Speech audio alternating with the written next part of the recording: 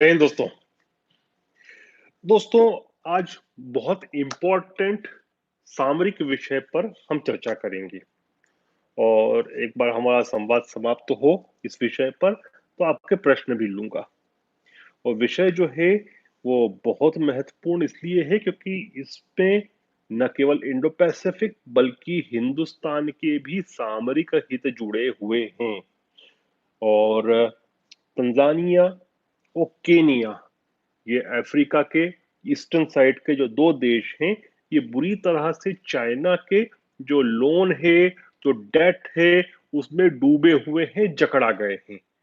और बहुत संभव है कि चाइना इनका उपयोग करेगा अपनी नेवी के लिए, अपनी मिलिट्री बेसिस के लिए, नेवल बेसिस के लिए। अब थोड़ा सा मैं आपको नक्शा दिखाना चाहूंगा कि ये इतने इंपॉर्टेंट क्यों है स्ट्रेटेजिकली। आप ये देखिए, हमारा हिंदुस्तान ये रहा, ये हमारी कोस्ट लाइन हुई।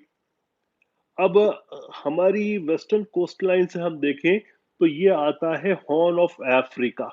इधर जबूती भी आ जाता है, वो इसके नीचे चलते हैं तो ये पूरा जो ईस्टर्न साइड है अफ्रीका का, ये इसकी ये नेवल सीमाएं हैं और जो हमसे बिल्कुल निकट है और बिल्कुल हमारी लाइन में ही लगी हुई है।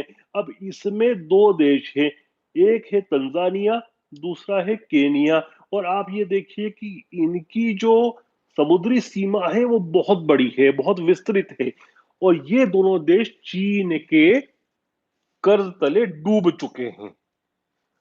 और ये चाइना जो है चाहता है कि यहां पर इनका उपयोग करे अपनी हेजोमनी बढ़ाने के लिए, अपने पावर बढ़ाने के लिए, अपनी नेवल स्ट्रेंथ को बढ़ाने के लिए।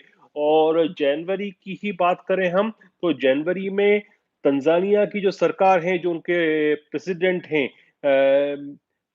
मैगुफुली मैगुफुली ने चाइना से निवेदन किया था कि 167.7 मिलियन डॉलर का जो कर्जा है उसको माफ कर दिया जाए। और साथ में केनिया की भी स्थिति बहुत खराब है। पहले हम बात करें तंजानिया से। देखिए, तंजानिया में चाइना का और विशेषकर शी जिनपिंग का इंटरेस्ट बड़ा पुराना है। 2013 में सत्ता हथियाने के बाद शी जिनपिंग यदि किसी पहले अफ्रीकन देश में ट्रेवल करते करे थे तो वो तंजानिया ही था।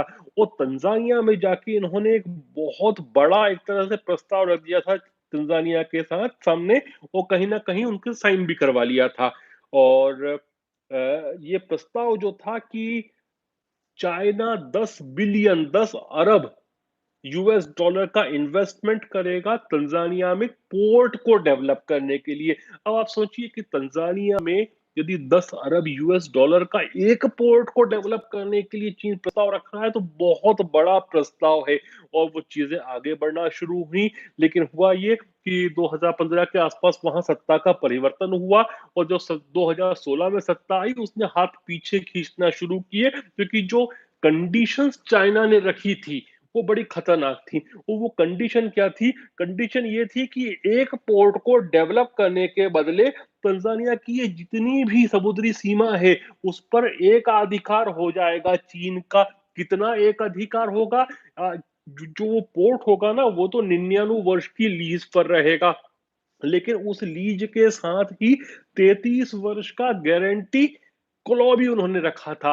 अब ये गारंटी क्लॉ क्या होता है कि कोई भी देश यदि लीज पे कुछ देता है, जैसे सपोज करो कि श्रीलंका ने हम्बन टोटा 99 साल की लीज पर चीन को दिया है, लेकिन उसमें कोई गारंटी क्लॉ नहीं है। अर्थात यदि श्रीलंका की सरकार चाहे तो चाइना को उसका पैसा रिटर्न कर दे और कुछ और भी एक्स्ट्रा पैसा दे, कि मुआवजा दे कि उसने जो लीज का एग्रीमेंट तोड़ा उसके बदले में, और अपनी जगह वापस ले सकता है। लेकिन 33 साल का यदि गारंटी क्लॉ है, गारंटी क्लॉ का मतलब ये हुआ कि कुछ भी कर कर तंजानिया की सरकार या तंजानिया की जनता चीन को वहां से नहीं हटा सकती। एक तरह से आप ये कह दे कि 33 वर्ष के लिए वो पोर्ट समेत ये पूरी की पूरी जो समुद्री सीमा है तंजानिया की इतनी बड़ी, ये चीन के कब्जे में आ जाती है। फिर उसमें और भी जो क्लॉ थे कि वहां पर कौन सी शिप, किस प्रकार की शिप डॉक करेगी, इसके ऊपर कोई प्रश्न चीन से नहीं कर सकता। चीन उसको मिलिट्री यूज में चाहे तो वो भी ले सकता है।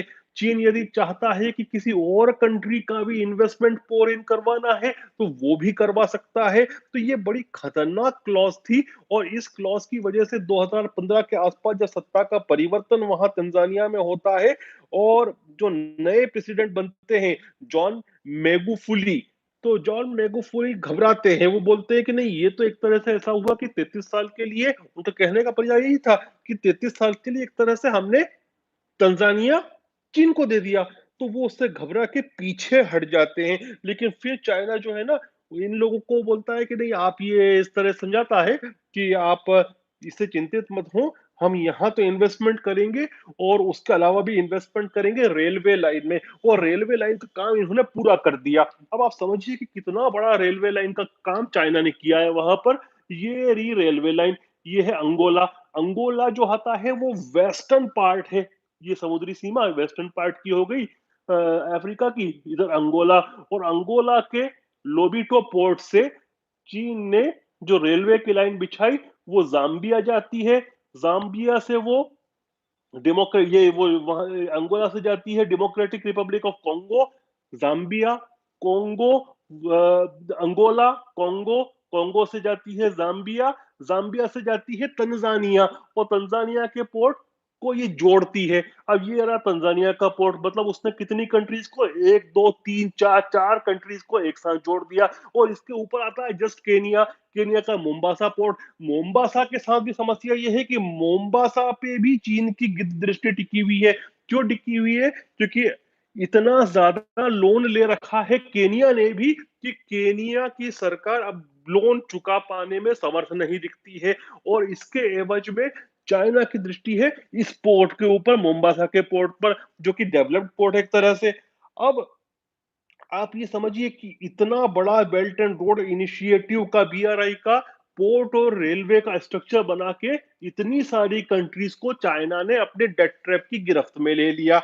और अगर तंजानिया फंस जाता है, अब तंजानिया की जो स्थिति दिख रही है, आर्थिक स्थिति बहुत बदहाल है, केनिया की आर्थिक स्थिति बहुत बदहाल है। तो आप ये समझिए ना कि ये पूरा इतना बड़ा जो क्षेत्र है, ये अफ्रीका, अफ्रीका का ईस्टर्न समुद्री सीमा, ये हमारा प्यारा हिंदुस्तान, और इसके इधर चला जाएगा पूरा इंडो पैसिफिक के देश। तो यहां से चीनी नेवी को कितना ज्यादा लाभ मिलता है, सामरिक शक्ति मिलती है। तो इसको कैसे भी रोकना बहुत जरूरी है।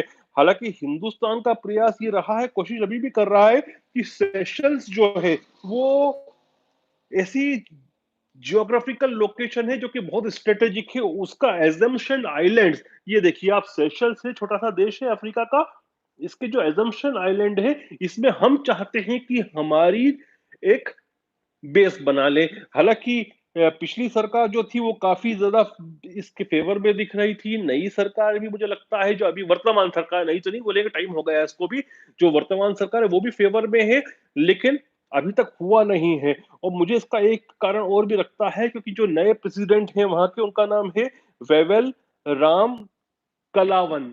और ये मूल्यतः, जहां तक मुझे पता है, ये भारतवंशी है, राम कलावन जी, जो कि सेशल्स के प्रेसिडेंट है। अब आप बोल सकते हैं कि अरे भैया, ये तो भारतवंशी हैं सेशल्स के प्रेसिडेंट, तो ये तो फटाफट भारत के लिए काम कर लेंगे और चाइना को एक धक्का पहुंच जाएगा। लेकिन थोड़ा आप जियो पॉलिटिकली समझे, पॉलिटिकली समझें, तो उनका भारतवंशी होना कहीं ना कहीं, जो उनका ऑपोजिशन है, वो उनको भारत को बेस देने से रोकेगा। क्योंकि सीधा उन पे इल्जाम ऑपोजिशन ये लगाएगा, क्योंकि because you are racially Indian, आप भारतवंशी हो, इसलिए आप भारत को सेशंस की बेस दे दी। तो चुनौती है, भारत अभी भी कोशिश कर रहा है कि हमको सेशंस की बेस मिल जाए। क्योंकि सेशंस की बेस मिलने का अर्थ क्या है दोस्तों, कि यदि चीन ने इधर से ये ईस्ट कोस्ट ऑफ अफ्रीका से कुछ भी करने की कोशिश की उसके नेवल पावर को यूज करके, तो भारत से काफी पहले आता है सेशल। तो पहला काउंटर चीन को करना पड़ेगा सेशल से भारत की नेवी की। तो अब मुझे लगता है कि ये निर्णायक समय है क्वाड के देशों के लिए भी, अमेरिका के लिए भी। और मेरे वीडियो को बहुत सारे लोग यूनाइटेड स्टेट्स में भी देखते हैं। तो जो लोग देखते हैं उनसे मैं निवेदन करूंगा कि अपने कांग्रेसमैन विमेन और अपने सेनेटर्स को थोड़ा लिख के बताएं कि केनिया को और तंजानिया को चीन की गिरफ्त में जाने से बचा, ये समूचे इंडो पैसिफिक के लिए खतरनाक है। और कैसे भी सेशल्स को, मैं बोलता हूं भारत के नहीं तो कम से कम क्वाड की एक बेस बन जाए, सबकी सम्मिलित एक बेस बन जाओ। ऐसी बेसेस बनती हैं, मैं क्यों कह रहा हूं, जैसे जबूती है, जबूती में अलग अलग देश बेस को भी शेयर करते हैं। चाइना की पहली बेस रही थी जबूती, जबूती से पहले से उसकी निगाह है तंजानिया पर, लेकिन तंजानिया अभी तक पूरी तरह से फ्रीज नहीं हुआ है।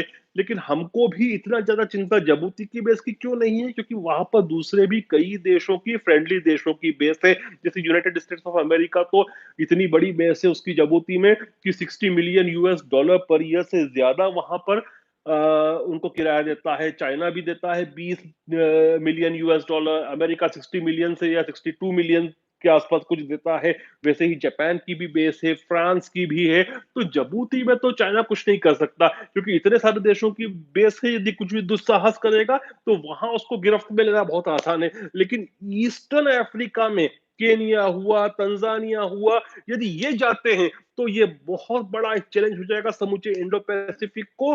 तो भारत सरकार अपना पूरा प्रयास कर रही है कि सेशंस में एक बेस भारत को मिल जाए। लेकिन जो हमारे व्यूअर्स यूनाइटेड स्टेट्स में स्पेशली देख रहे हैं, ऑस्ट्रेलिया में मेरे चैनल को यूजुअली नहीं देखते, जापान में पॉसिबल नहीं है क्योंकि मैं जापानीज बोलता नहीं हूँ, वो लोग यूजुअली इंग्लिश हिंदी नहीं बोलते। तो जो लोग विशेषकर यूएस में हमारा डायस्पोरा देख रहा है, वो अपनी सरकार को, अपने सेनेटर्स को, कांग्रेसमैन वीमेन को लिखे। और वैसे भी अभी मध्यवर्ती चुनाव 1-1.5 साल के अंदर आने वाले हैं, जो मिड टर्म इलेक्शन होते हैं, तो आपके कांग्रेसमैन वीमेन तो बहुत आएंगे आपके पास। यहाँ तक आपको वो पेड डिनर के लिए भी बुलाएंगे, जो $200-250 की प्लेट होती है, उनके साथ डिनर करने के लिए। तो उनके सामने ये बात रखें कि कैसे भी क्वाड की कम से कम बेस बन जाए सेशल्स में, और कैसे भी केनिया को और तंजानिया को इतना डेट ट्रैप में जाने से रोके कि वो बेच दे दें।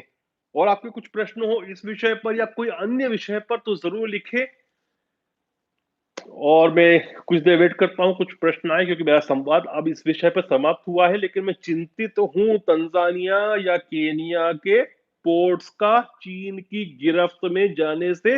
दिस मस्ट स्टॉप, इसको कैसे भी रोकना जरूरी है। भारत तो अपना काम कर रहा है, लेकिन क्वाड के दूसरे देशों को करना चाहिए, और विशेषकर अमेरिका को अपना पावर डालना चाहिए। इन दो देशों के साथ इनकी फंडिंग भी करना चाहिए यदि इनको आवश्यकता पड़ती है। तो डेट ट्रैप से निकालने के लिए इंटरनेशनल मॉनिटरी फंड, देखिए आईएमएफ जो है उस पर अमेरिका का एक छत्र राज है।